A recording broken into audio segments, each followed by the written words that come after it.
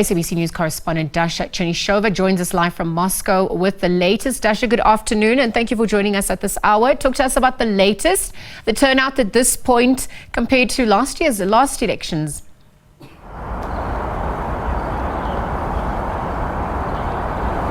Well, the turnout is indeed very high. We understand from the Central Election Commission that to this hour it has already exceeded 70% of Russians.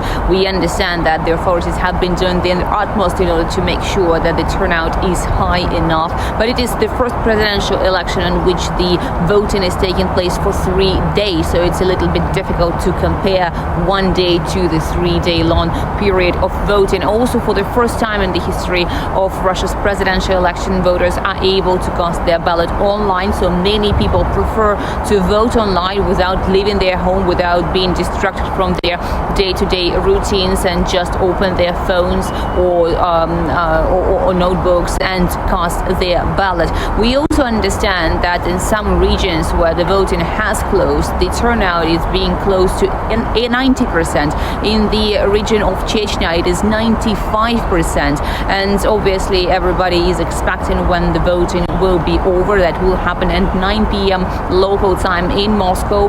Polls will close here at 8, but it is Kaliningrad, which is Russia's westernmost region, where voting will be over at 9 p.m. Moscow time. And after that, we understand that active polls will be released, and soon after we will start getting some preliminary results from the Russian Central Election Commission.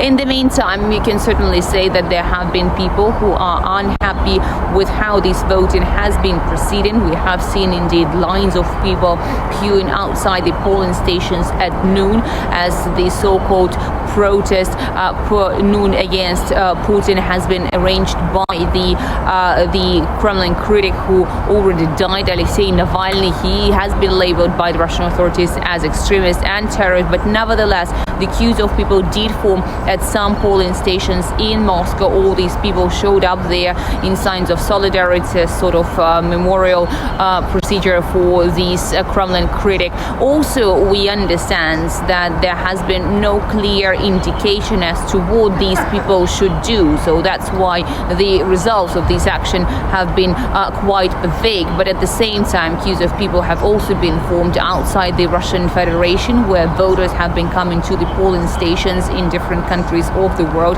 We have seen Yulia Navalny, the wife of Alexei Navalny, also in line, willing to cast her ballot in this year's presidential election.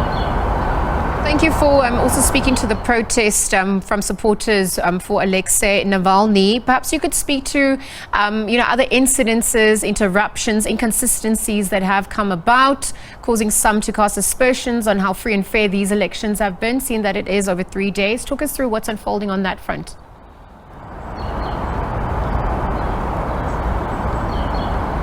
Well, certainly over the past few days, we've seen several irregularities being recorded by the Russian election authorities. Mostly they are related to the attempts to pour dye into the ballot boxes that happened in various Russian regions and at various polling stations. All those perpetrators have been detained.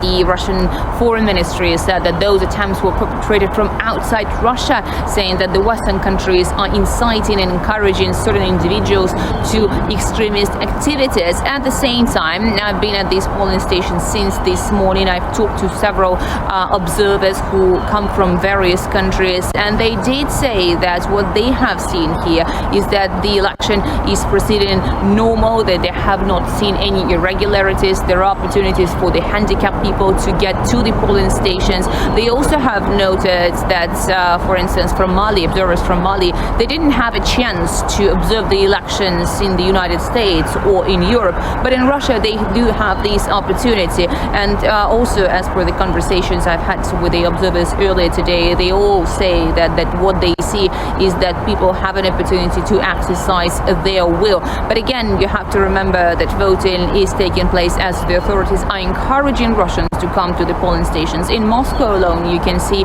people who haven't voted yet receiving messages from the state services suggesting that they can come to the polling stations, reminders that the polling stations are open until 8 in the evening, and also saying that among those who vote online, they will have an opportunity to win the lottery. Dasha, just as we wrap up, I know you alluded to it earlier on, but speaking about timelines, talk to us about when counting is set to begin and the final results are set to be released. Also, what are the scenarios that we are anticipating?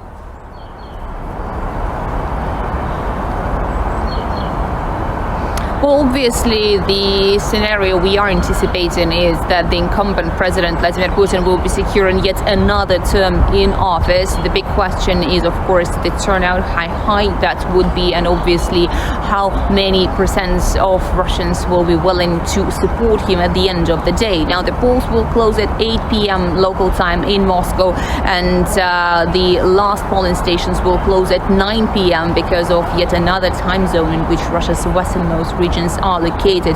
After that, we are expecting the Russian authorities to start the counting. We will already have the exit polls around 9 in the evening, and obviously we will be monitoring the Russian Central Election Commission. Now, the understanding is that at lunchtime on Monday, the Central Election Commission head Ella Pampilo will be announcing the preliminary results. But again, you have to remember that the results of this election is a foregone conclusion. All right, Dasha, thank you for that update. We'll continue to monitor developments. SABC News correspondent Dasha Chernyshova live from Moscow, bring us an update on Russian elections unfolding. We know that is the final day. I'm really just looking at when those preliminary results are set to be announced as of Monday, of course, and really the implications from here on too. Thank you to her for that update.